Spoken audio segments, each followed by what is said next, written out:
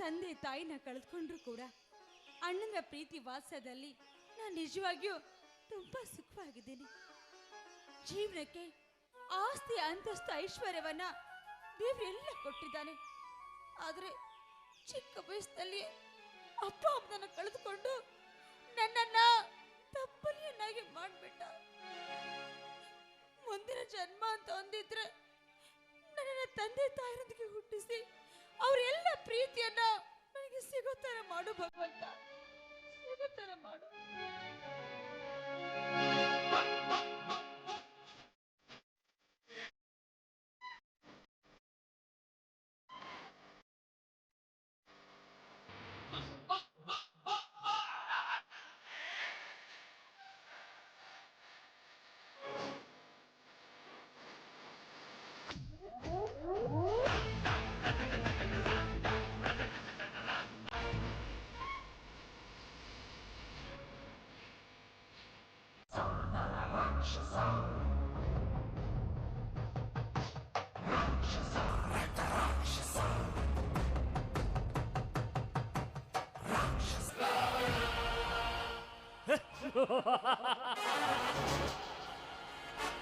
ಅಶಾಂತಿನೇ ತುಂಬಿರುವ ಈ ಕ್ರಾಂತಿ ಯುಗದಲ್ಲಿ ಶಾಂತಿ ತಾಳಿ ಬರೋದಕ್ಕೆ ನೀನೇನು ದೇವರೇ?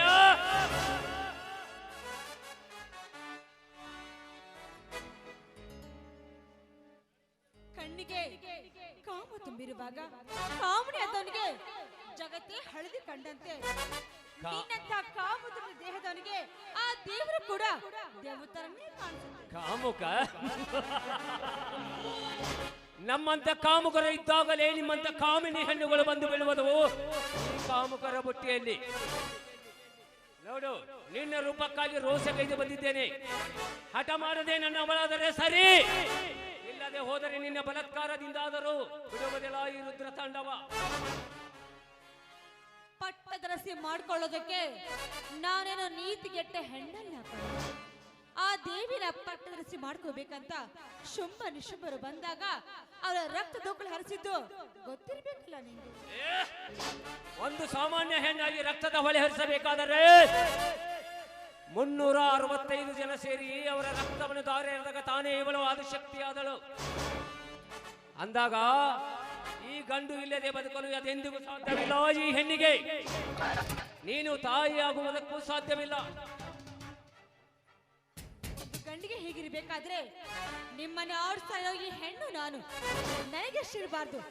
ಏನೇ ಆದ್ರೂ ಕೂಡ ನಿನ್ನಂಥವನಿಗೆ ನಾನು ದಕ್ಕ ಮಾತಂತ್ರ ಸುಳ್ಳು ಬಿಡು. ದೇವರು ಎಲ್ಲಿದ್ದಾನೆಯೋ ನಿನ್ನ ದೇವರು? ಈ ಊರಲ್ಲಿ ರುದ್ರ ತಾಂಡವನೇ ದೇವರಾಗಿರುವಾಗ ಆ ಕಲ್ಲು ದೇವರಿಗೆ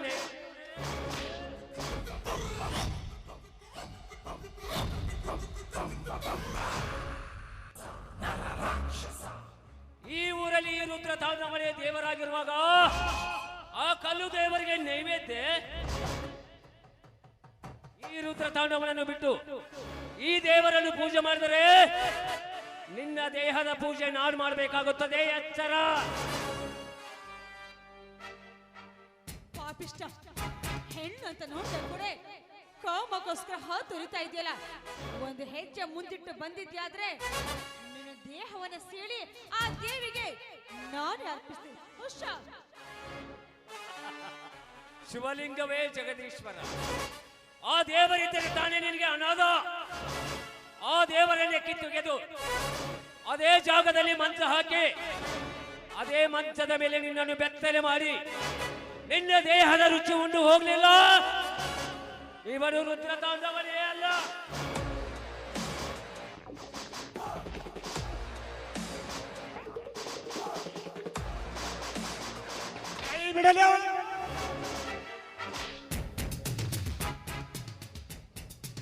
ಪವಿತ್ರವಾದ ಇಂಥ ದೇವಸ್ಥಾನದಲ್ಲಿ ಒಂದು ಹೆಣ್ಣನ ಬಲಾತ್ಕಾರವನ್ನು ಹೊರಟಿರುವೆಯಲ್ಲ, ನಾಚಿಕೆ ಜನ್ಮಕ್ಕೆ. ಹೆಣ್ಣು ಅಂದ್ರೆ ತಿಂದು ಬಗೆದ ಬಾಳೆ ಹಣ್ಣು ಅಂತ ತಿಳ್ಕೊಂಡಿದ್ದೇನೋ ಲೊಚ್ಚ.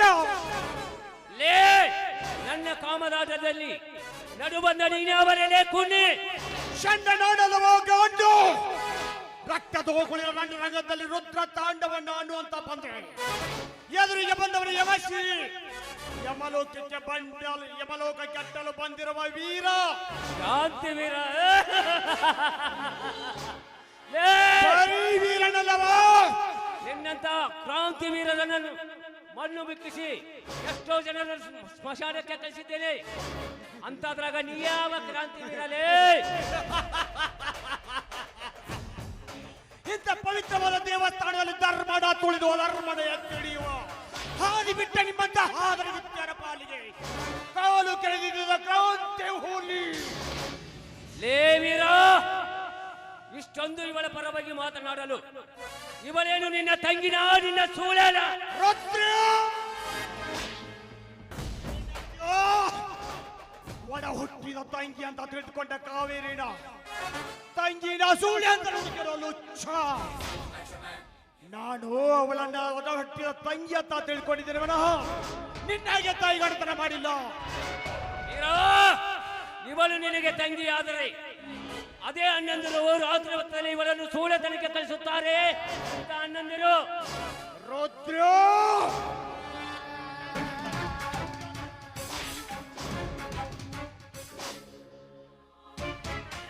ನಿನ್ನ ಕಣ್ಣಿನ ದೃಷ್ಟಿಯಲ್ಲಿ ಒಂದು ಹೆಣ್ಣು ಗಂಡಿಗೆ ಸುಖ ಕೊಡುವ ಹೆಣ್ಣು ಅಂತ ನೀನು ತಿಳ್ಕೊಂಡಿರಬಹುದು. ಆದರೆ ಅದೇ ಹೆಣ್ಣನ್ನ ನನ್ನ ಹೃದಯದಲ್ಲಿ ಒಂದು ಪೂಜನೀಯ ಸ್ಥಾನ ಕೊಟ್ಟಿದ್ದೇನೆ. ಈ ಹೃದಯದಲ್ಲಿ ಪುಟ್ಟ ಗುಡಿ ಕಟ್ಟಿ ಪೂಜಿಸ್ತಾ ಇದ್ದೇನೆ. ಲೇ ವೀರ, ಇಂಥ ಹೆಣ್ಣಿಗೆ ಗರತಿ ಸ್ಥಾನ ಕೊಟ್ಟರೆ ನಿನ್ನಂತ ಮುಟ್ಟಾಳ ಯಾರು ಇಲ್ಲಲೇ ಜಗತ್ತಿನಲ್ಲಿ. ಇಂಥ ಹೆಣ್ಣುಗಳಿಂದಲೇ ನಿನ್ನ ಕೊಲೆಯಾದಿತು ಎಚ್ಚರ. ನನ್ನ ರುಂಡ ಹೋದ್ರೂ ಚಿಂತೆ ಇಲ್ಲ. ಕಂಡ ಹೆಣ್ಣು ಮಕ್ಕಳನ್ನು ರಂಡಾಗಿ ಮಾಡುವ ನಿನ್ನಂತ ಚಂಡ ನನ್ನ ಮಕ್ಕಳನ್ನ ನಿಂತ ಜಾಗದಲ್ಲಿಯೇ ಸುಟ್ಟಾಕ್ಬಿಡ್ತೇನೆ. ಒಳ್ಳೆಯ ಮಾತಿನಿಂದ ನೀನಿಲ್ಲ ಅಂತ ಹೋದ್ರೆ ಸರಿ, ಇಲ್ಲ ಅಂದ್ರೆ ರಣರಂಗವಾದೀತು ಜೋಕೆ. ಲೇ ವೀರ, ಎಂದು ಬಂದು ಇವಳನ್ನು ಕಾಪಾಡಿರಬಹುದು. ಮುಂದೊಂದು ದಿನ ಮಗಳೇ ಇವಳ ಶೀಲದ ಋಷಿ ನೋಡದೆ ಇದ್ರೆ ನಾನೇಕೆ ರುದ್ರ ತಾಂಡವನಾಗಿ ಹುಟ್ಟಬೇಕು ಈ ಭೂಮಿಯ ಮೇಲೆ?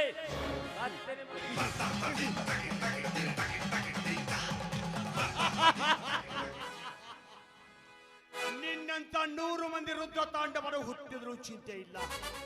ನನ್ನ ತಂಗಿಯ ಮೈ ಮೇಲಿನ ಒಂದು ರೋಮಾನು ಕಿತ್ಕೊಳ್ಳಕ್ಕಾಗೋದಿಲ್ಲ. ಬಾಟಿ ಮಗನೇ, ಅಮ್ಮ ಅಮ್ಮ, ನೋಡಿದೆಯ ತಾಯಿ ದುಷ್ಟರ ಅಟ್ಟಹಾಸವನ್ನ? ತಾವು ಏನ್ ಮಾಡ್ತೀನಿ ಅನ್ನೋ ಪ್ರಜ್ಞೆನೂ ಇಲ್ಲ, ಜ್ಞಾನನೂ ಇಲ್ಲ. ಇಂಥವರನ್ನ ಶಿಕ್ಷಿಸುವ ಭಾರ ನಿನ್ನದು ತಾಯೇ, ನಿನ್ನದು. ಕಾವೇರಿ, ಏನಮ್ಮ ಇದೆಯಲ್ಲ?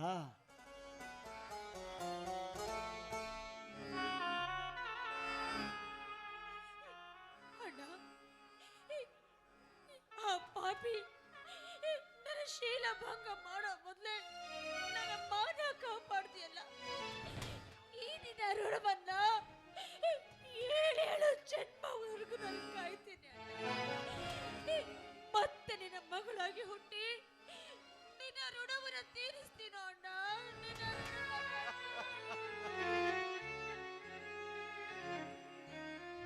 ಮಾತು ಮಾತಾಡಿದೆ ಕಾವೇರಿ, ಅಂತ ಮಾತು ಮಾತಾಡಿದೆ. ನಿನ್ನನ್ನ ಎಂದು ನನ್ನ ಒಡ ಹುಟ್ಟಿದ ತಂಗಿ ಅಂತ ತಿಳಿದುಕೊಂಡಿದ್ದೀನೋ? ನೀನು ನನ್ನನ್ನ ಅಣ್ಣ ಅಂತ ತಿಳಿದುಕೊಂಡಿದ್ದೀಯೋ? ಅಂದಮೇಲೆ ಇಬ್ಬರ ನಡುವೆ ಅಮ್ಮ ಯಾವ ತೊಂದರೆ ಬರೋದಿಲ್ಲ. ಅಮ್ಮ, ಏನಂದೆ ನೀನು? ಮುಂದಿನ ಜನ್ಮದಲ್ಲಿ ನನ್ನ ಮಗಳಾಗಿ ಹುಡ್ತೀಯ. ತಾಯಿ, ಈ ಜನ್ಮದಲ್ಲಿ ನನಗೆ ಒಡ ಹುಟ್ಟಿದ ಅಕ್ಕ ತಂಗಿ ಇರಲಿಲ್ಲ. ಆ ಸ್ಥಾನವನ್ನು ತುಂಬಿದೀಯಾ? ಮುಂದಿನ ಜನ್ಮ ಅಂತಿದ್ರೆ ನನ್ನ ಮಗಳಾಗಿ ಹುಡ್ತೀನಿ ಅಂತ ಹೇಳ್ತೀಯ. ತಾಯಿ, ಈ ತಂದೆಯ ಪ್ರೀತಿಯನ್ನ ನೀನು ಅನುಭವಿಸಕ್ಕೆ ಇನ್ನೊಂದು ಜನ್ಮ ಬೇಡ ತಾಯಿ, ಇನ್ನೊಂದು ಜನ್ಮ ಬೇಡ. ಇದೇ ಜನ್ಮದಲ್ಲಿ ನಿನ್ನ ಹೆತ್ತ ತಂದೆಯ ಪ್ರೀತಿನ ಕೊಡ್ತೀನಿ ಕಾವೇರಿ. ಇದೇ ಜನ್ಮದಲ್ಲಿ ನಿನ್ನ ಹೆತ್ತ ತಂದೆಯ ಪ್ರೀತಿನ ಕೊಡ್ತೀನಿ. ಬಾರಮ್ಮ ಕಾವೇರಿ, ಬಾರಮ್ಮ.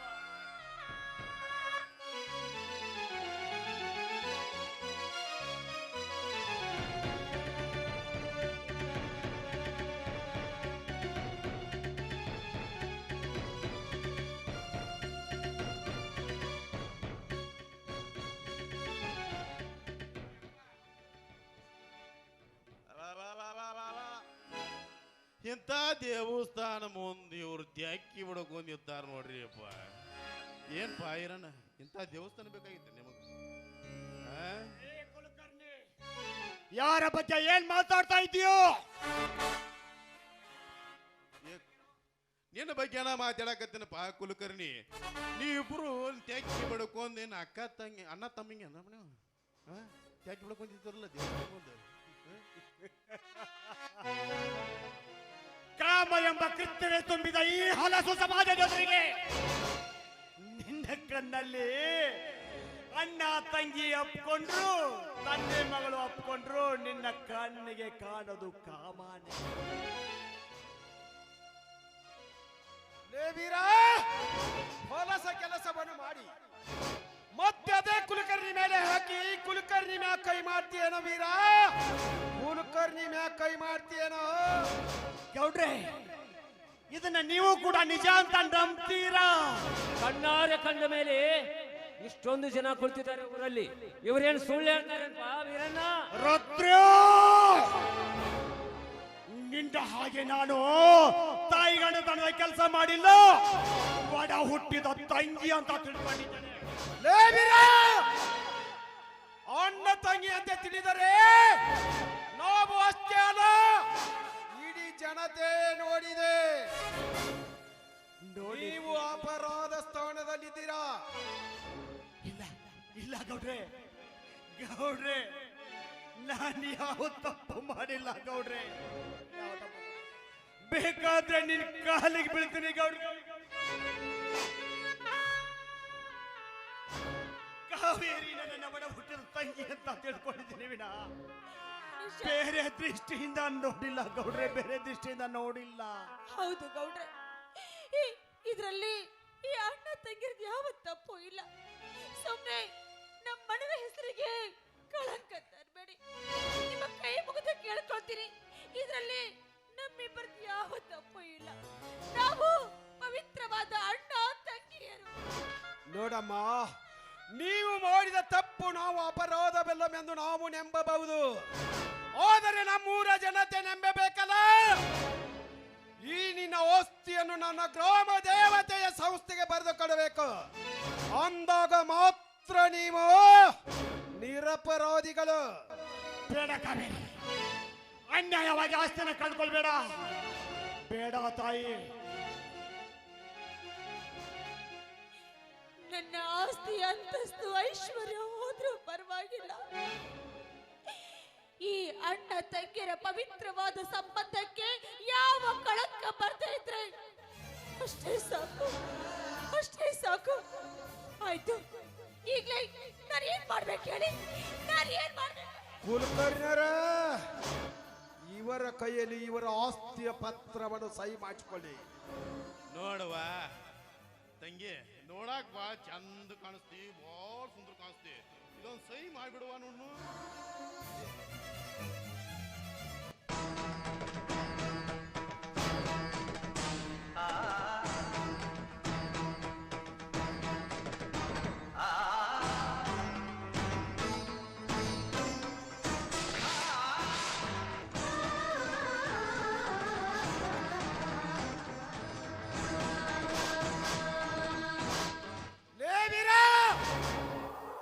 ಮಾಡಿದ್ದು ದೊಡ್ಡ ತಪ್ಪು. ನಿನ್ನಂತ ತಪ್ಪನ್ನು ಮಾಡಿದ್ದು ಈ ಊರಲ್ಲಿ ಆದರೆ ನೀನು ಮಾಡಿದ ತಪ್ಪಿಗಾಗಿ ಮತ್ತೊಬ್ಬರು ಮಾಡಿದರೆ ವೀರ, ಅವಳ ಆಸ್ತಿಯ ಪತ್ರವನ್ನು ಹರಿದು ಹಾಕುತ್ತೀಯಲ್ಲ, ಅವಳನ್ನು ಬಾಳನೆ ಹಾಳು ಮಾಡಿದ ಈತು. ಅವಳ ಆಸ್ತಿ ಪತ್ರನ ಹರಿದು ಹಾಕ್ತೀನಿ ಗೌಡ. ಯಾಕೆಂದ್ರೆ ನಾನು ಯಾವ ತಪ್ಪು ಮಾಡಿಲ್ಲ ಅಂತ ನನಗೆ ಗೊತ್ತು. ಅನ್ಯಾಯವಾಗಿ ಒಂದು ಹೆಣ್ಣಿನ ಆಸ್ತಿನ ಕಿತ್ಕೊಳ್ಳಕ್ ನೋಡಿದ್ರೆ ಅದು ಎಂದಿಗೂ ಸಾಧ್ಯವಿಲ್ಲ. ಏ ವೀರ, ನೀನು ತಪ್ಪು ಮಾಡಿಲ್ಲವೆಂದು ಹೇಳಬಹುದು, ಆದರೆ ಈ ಕುತ್ತ ಜನತೆ ಹೇಳಬೇಕಲ್ಲ ನೀನು ತಪ್ಪು ಮಾಡಿಲ್ಲವೆಂದು. ಸಮಾಜ ಸಮಾಜ ಸಮಾಜ, ಈ ಹಾಳು ಸಮಾಜ ಬೇಕಂತಂದ ಹೇಳುತ್ತೆ, ಅದನ್ನ ಸತ್ಯ ಅಂತ ಯಾರೋ ಪರಿಗಣಿಸಬೇಕು ಗೌಡ, ಯಾರೋ ಪರಿಗಣಿಸಬೇಕು. ಈ ಊರಿನ ಗೌಡ ನೀನಾಗಿರಬಹುದು, ಆದ್ರೆ ಈ ಊರಿನ ಶ್ರೀಮಂತ ಸಾಹುಕಾರ ಶಿವಣ್ಣನ ತಮ್ಮ ವೀರ ನಾನು.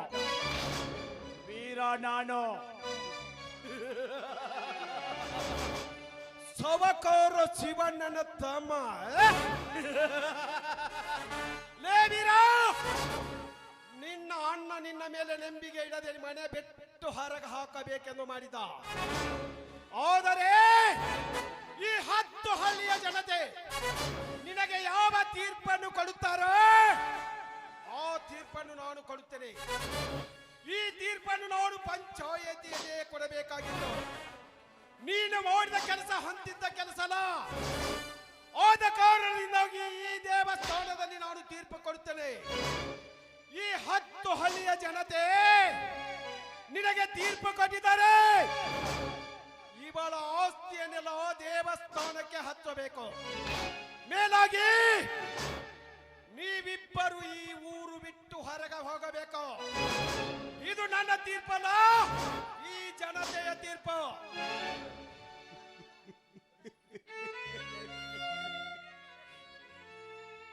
ತಾಯಿ, ಗ್ರಾಮ ದೇವತೆ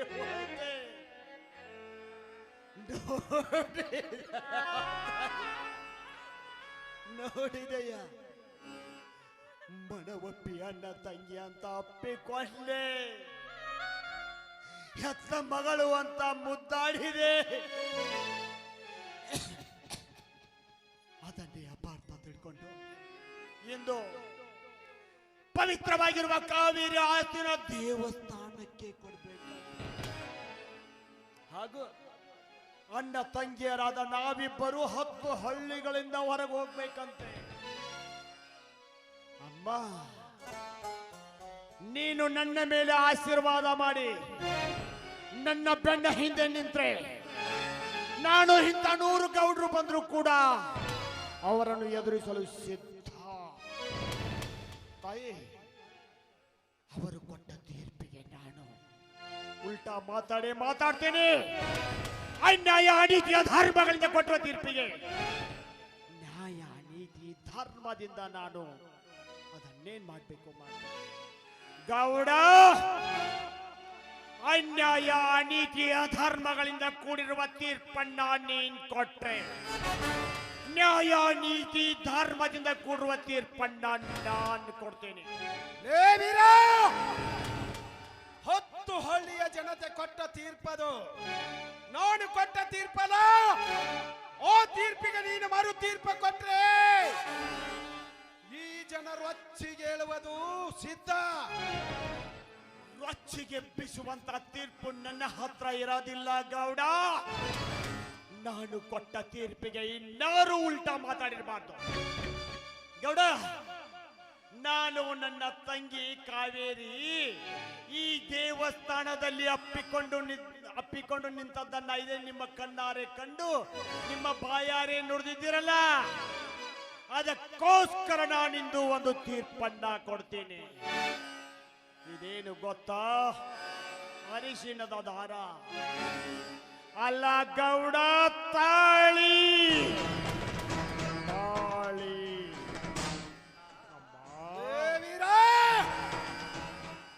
ಒಮ್ಮೆ ನಿರ್ಧಾರ ಮಾಡಿದ ಈ ಪಾಟಿ ಅದನ್ನು ಸಾಧಿಸುತ್ತಾನೆ. ಒಂದು ತಂಗಿಯನ್ನು ತಪ್ಪಿಕೊಂಡ ಮೇಲೆ ಇಂದು ನೀನು ಅದೇ ತಂಗಿಗೆ ತಾಳಿಯನ್ನು ಕಟ್ಟುತ್ತೀಯಲ್ಲ. ಈ ಪಾಟೀಲನ ತೀರ್ಪಿದು. ಪಾಟೀಲ, ನಿನ್ನ ತೀರ್ಪು ಯಾವ ನಾಯಿಗೆ ಬೇಕಾಗಿದೆ? ಇವತ್ತು ನಾನು ಕೊಡುವ ತೀರ್ಪು ನ್ಯಾಯ ನೀತಿ ಧರ್ಮಗಳಿಂದ ಕೂಡಿದೆ. ಅಮ್ಮ ಕಾವೇರಿ, ಇಷ್ಟು ದಿವಸ ಈ ಸಮಾಜದ ಎದುರಿಗೆ ನಾವಿಬ್ಬರು ಅಣ್ಣ ತಂಗಿಯರು. ಇಂದು ಅನ್ಯಾಯವಾಗಿ ನಿನ್ನ ಆಸ್ತಿನ ಕಳೆದುಕೊಳ್ಬಾರ್ದು ಅಂದ್ರೆ, ನಮ್ಮಿಬ್ಬರ ಮೇಲೆ ಕಳಂಕ ಬರಬಾರ್ದು ಅಂದ್ರೆ, ಇವತ್ತು ನಿನ್ನ ಕೊಳ್ಳಿಗೆ ತಾಳಿ ಕಟ್ಟಿ ನಿನ್ನನ್ನು ನನ್ನ ಹೆಂಡತಿಯಾಗಿ ಸ್ವೀಕಾರ ಮಾಡ್ಲೆ ನಮ್ಮ. ಇದಕ್ಕೆ ನಿನ್ನ ಒಪ್ಪಿಗೆ ಇದೆಯಾ ತಾಯಿ?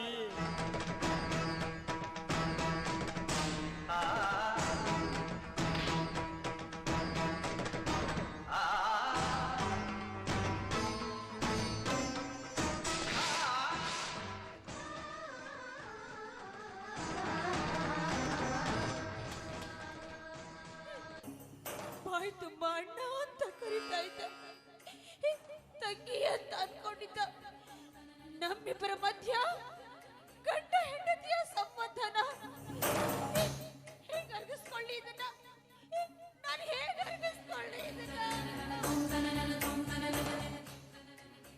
ಅಮ್ಮ, ನಾನು ನಿನ್ನ ಕೊಳ್ಳಿಗೆ ತಾಳಿ ಕಟ್ಟಿದ ಮಾತ್ರಕ್ಕೆ ಈ ಸಮಾಜದೊಂದಿಗೆ ನಾನು ನಿನ್ನ ಗಂಡ. ಆದ್ರೆ ನೀನು ನನ್ನ ತಂಗಿನೇ, ನೀನು ನನ್ನ ತಂಗಿನೇ. ಈ ತಾಳಿನ ನಿನ್ನ ಕುತ್ತಿಗೆಗೆ ಕಟ್ಟಿದರೆ ಎದೆಯ ಹೊರಗಡೆ ಮಾತ್ರ ನಾನು ನಿನ್ನ ಗಂಡ, ನಿನ್ನ ಹೃದಯದಲ್ಲಿ ನಾನು ನಿನ್ನ ಅಣ್ಣನೇ. ಈ ಅಣ್ಣನಿಗಾಗಿ ಒಂದು ಪುಟ್ಟ ಗುಡಿ ಕಟ್ಟಿ ಪೂಜಿಸುವ ಭಾರ ನಿನ್ನದು ತಾಯಿ, ನಿನ್ನದು. ಯಾರಿಗೆ ಯಾವ ಅನ್ಯಾಯವನ್ನು ಎಸಗಿದ್ದೀವಿ ಅಂತ ಆ ಬ್ರಹ್ಮ ನಮ್ಮ ಹಣೆಯಲ್ಲಿ ಈ ರೀತಿ ವಿಚಿತ್ರವಾದ ಬರಹವನ್ನ ಬರುತ್ತೋ ನಾನ್ ಬೇರೆ ಕಾಣೆ. ಒಡ ಹುಟ್ಟಿದವನಿಗಿಂತ ಹೆಚ್ಚಿಗೆ ಆಗಿದ್ದ ನೀನು ನನಗೆ ತಾಳಿ ಕಟ್ತೀಯ ಅಂದ್ರೆ ನೀನು ನನ್ನ ತಂಗಿ ಅಂತ ಕರಿತೀಯೋ ಅಥವಾ ತಾಳಿ ಕಟ್ತೀಯೋ? ತಂಗಿ ಅಂತ ಕರಿತೀಯೋ ಅಥವಾ ತಾಳಿ ಕಟ್ತೀಯೋ? ನಿರ್ಧಾರ ನಿನಗೆ ಬಿಟ್ಟಿದ್ದು, ನಿರ್ಧಾರ.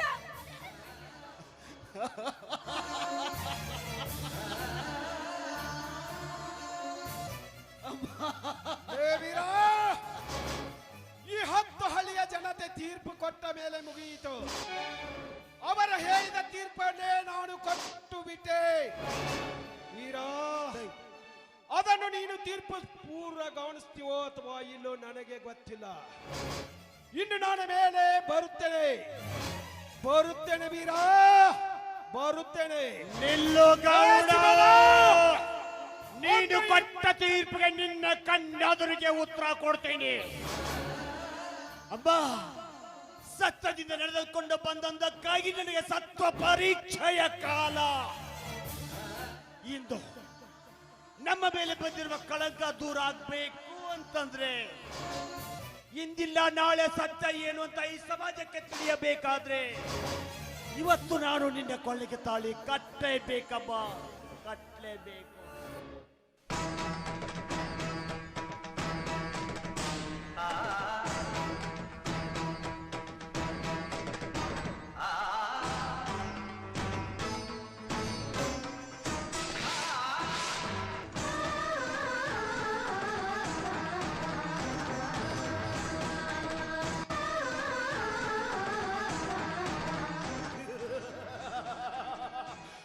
ಶಿವನ ಅಂದು ಈ ಬೋಟಿಲನ್ನು ಮಣ್ಣು ಮುಕ್ಕಿಸಿ 10 ಹಳ್ಳಿಯಲ್ಲಿ ಬಂಗಾರದ ಮನುಷ್ಯನೆಂದು ಅನ್ನಿಸಿಕೊಂಡೆಯಲ್ಲ.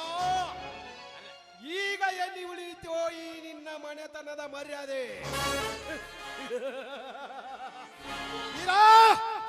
ಬರುತ್ತೇನೆ. ಲೇವೀರೋ ಮಗನೇ, ಶೇಡಿಗೆ ಶೇಡು, ಮುಯಿಗೆ ಮುಯಿ. ಹೇಗಿದೆ ಈ ರುದ್ರ ತಾಂಡವನ ಮಾಯಾಜಾಲದ ಕುತಂತ್ರ? ಹೌದ್ರಿ, ಈ ಊರಿನಲ್ಲಿ ಬ್ರಹ್ಮ ವಿಷ್ಣು ಮಹೇಶ್ವರ ಅಂತ ನೀವು ಮೆರಿತಾ ಇದ್ದೀರಲ್ಲ, ಇಂದಿಲ್ಲ ನಾಳೆ ಈ ವೀರನ ಕೊಡ್ಲಿಯ ಬಾಯಿಗೆ ನೀವು ಹೋಗೋದ್ರಲ್ಲಿ ಎರಡು ಮಾತೇ ಇಲ್ಲ.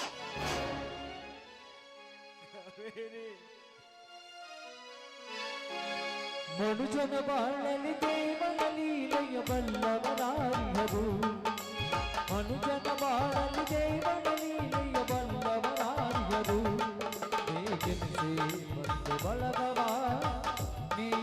ಬಿಡುವನು ಏಕೆನಿಸಿ ಬಂದು ಬಳಗವ ನೀನಿ ಬಿಡುವನು ಸಾಕೆನಿಸು ಮಾಗನಿಂದ ವೀರ, ಎಂತ ಗೆಳೆಯೋಣ ನೀನು. ಮಿತ್ರನಾಗಿ ಬಂದು ನನ್ನ ಜೀವನದಲ್ಲಿ ಹೇಸಿ ಕುರ್ತೆ ನಡೆಸಿಬಿಟ್ಟಲ್ಲೋ. ಪ್ರೀತಿ ಎಂಬ ಪಲ್ಲಕ್ಕಿಯಲ್ಲಿ ನನಗಾಗಿ ಕಾಯ್ದು ಕುಳಿತ ನನ್ನ ಪಂಚಾಮೃತದಲ್ಲಿ ನೀನು ಬಂದು ಆ ಎಡೆಯಲ್ಲಿ ಕೈ ತೊಳೆದೆಯಲ್ಲೋ ಲುಚ್ಚ. ಕಾಳಿಂಗ, ಕಾಳಿಂಗ, ಇದರಲ್ಲಿ ನನ್ನ ತಪ್ಪು ಯಾವುದೂ ಇಲ್ಲ ಕಾಳಿಂಗ. ನಾನು ಯಾವ ತಪ್ಪು ಮಾಡಿಲ್ಲ. ತಪ್ಪು ಮಾಡುವ ಮನುಷ್ಯನು ನಾನಲ್ಲ ಕಾಳಿಂಗ. ಇದನ್ನ ನೀನು ನಂಬು ಕಾಳಿಂಗ. ಏನಂದೆ? ನನ್ನ ತಪ್ಪು ಯಾವುದೂ ಇಲ್ಲ ಅಂತ ಹೇಳಿದೆಯಲ್ಲೋ. ಛೇ, ನಿನ್ನ ಹೇಸಿ ಮುಖ ಸಹಿತ ನೋಡೋದಕ್ಕೆ ನನಗೆ ಆಗ್ತಾ ಇಲ್ಲ. ಬೇಡ ಕಾಳಿಂಗ, ಬೇಕಾದ್ರೆ ನಿನಗೆ ತಪ್ಪಾಯ್ತು ಅಂತ ಕೇಳ್ತೀನಿ, ನಿನಗೆ ಕಾಲು ಹಿಡಿತೀನಿ ಕಾಳಿಂಗ. ನಾನು ಯಾವ ತಪ್ಪು ಮಾಡಿಲ್ಲ ಕಾಳಿಂಗ, ನಾನು ಯಾವ ತಪ್ಪು ಮಾಡಿಲ್ಲ ಕಾಳಿಂಗ. ಇಲ್ಲಿ ಏನ್ ನಡೀತು ಅಂತ ಗೊತ್ತಾ? ಇಲ್ಲಿ ಏನ್ ನಡೀತು ಅಂತ ಗೊತ್ತಾ? ನಾನು ನೋಡ್ ಕಾಳಿಂಗಪ್ಪ, ನಾ ಹೇಳ್ತೇನೆ, ಈ ದೇವಸ್ಥಾನ ಮುಂದೆ ತಗೊಂಡು ಇವರಿಬ್ರು ಚಕ್ಕಂದ್ ಹೊಡ್ಕೊತ ನಿಂತಿದ್ರಪ್ಪ. ನಾ ಸುಳ್ಳು ಹೇಳಿದ್ರೆ ಕೇಳ್ಬೇಕಾರ, ಈ ಮಂದಿನಾರ ಕೇಳೋ ಯಪ್ಪ, ಮಂದಿನಾರ ಕೇಳೋ. ಕುಲಕರ್ಣಿ, ಅನ್ಯಾಯವಾಗಿ ಒಬ್ಬರ ಮೇಲೆ ಕಳಂಕ ಹೊರಿಸಿ ಅವರ ಜೀವನವನ್ನೇ ಯಾಕೋ ಬಲಿ ತೆಗೆದುಕೊಳ್ತಾ ಇದ್ದೀಯ? ಏ ವೀರ, ಮಾಡೋದೆಲ್ಲ ಹೊಲಸುತನವನ್ನು ಮಾಡಿ ಈಗ ನಿನ್ನ ತನವನ್ನು ಮುಚ್ಚೋದಕ್ಕೆ ನೋಡ್ತಾ ಇದೆಯೇನೋ. ಏನಂದೆ? ಇವಳು ನನ್ನ ತಂಗಿ, ಇವಳನ್ನು ನೀನು ಮದುವೆ ಆದರೆ ಸರಿ, ಇಲ್ಲ ಅಂದ್ರೆ ಈ ಸ್ನೇಹಿತನನ್ನೇ ಕಳೆದುಕೊಳ್ಬೇಕಾಗಿತ್ತ ಹೇಳಿದೆಯಲ್ಲೋ. ಯಾವ ಬಾಯಿಂದ ಹೇಳಿದ್ಯೋ ಆ ಮಾತನ್ನು. ಕಳಿಗ, ನಿನ್ನ ನನ್ನ ಸ್ನೇಹಕ್ಕೆ ಬೆಂಕಿ ಬಿದ್ರೂ ಚಿಂತೆ ಇಲ್ಲ. ಸತ್ಯ ಏನು ಅಂತ ಈ ಸಮಾಜಕ್ಕೆ ಗೊತ್ತಾಗಿ ಮುಂದೊಂದು ದಿನ ನನ್ನ ಗೆಳೆಯ ಯಾವುದೇ ತಪ್ಪು ಮಾಡಿಲ್ಲ ಅಂತ ನೀನೇ ನನ್ನ ಮುಂದೆ ಬರುವಂತ ಪ್ರಸಂಗ ಬಂದೇ ಬರುತ್ತೆ ಕಾಳಿಗ, ಬಂದೇ ಬರುತ್ತೆ. ಅಲ್ಲಿಯವರೆಗೆ ತಾಳ್ಮೆಯಿಂದ ಜೀವನ ಸಾಗಿಸಬೇಕು ಅಷ್ಟೇ. ನಡೆ